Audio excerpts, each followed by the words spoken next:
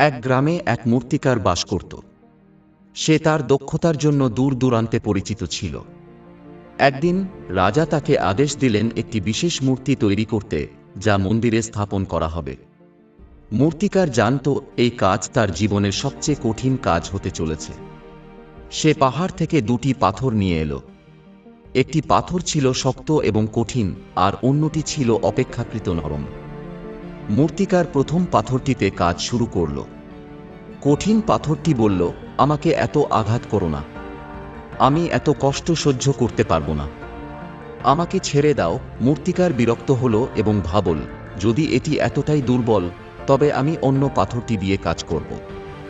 এরপর সে নরম পাথরটিতে কাজ শুরু করল। পাথরটি ধৈর্য ধরে মূর্তিকারের আঘাত সহ্য করল। প্রতিদিন মূর্তিকার নিজের হাতুড়ি দিয়ে আঘাত করত। ধীরে ধীরে পাথরটি এক সুন্দর মূর্তিতে রূপান্তরিত হল। অন্যদিকে কঠিন পাথরটি করুণভাবে পড়ে রইল। সে মূর্তিকারের কাছ থেকে মুক্তি পেলেও অবহেলিত হয়ে গেল। কিছুদিন পরে মূর্তিকার দ্বিতীয় পাথরের তৈরি মূর্তিটি রাজাকে উপহার দিল। রাজা মূর্তিটির সৌন্দর্যে মুগ্ধ হয়ে সেটিকে মন্দিরে স্থাপন করলেন। মন্দিরে মানুষ প্রতিদিন সেই মূর্তির কাছে প্রার্থনা করত।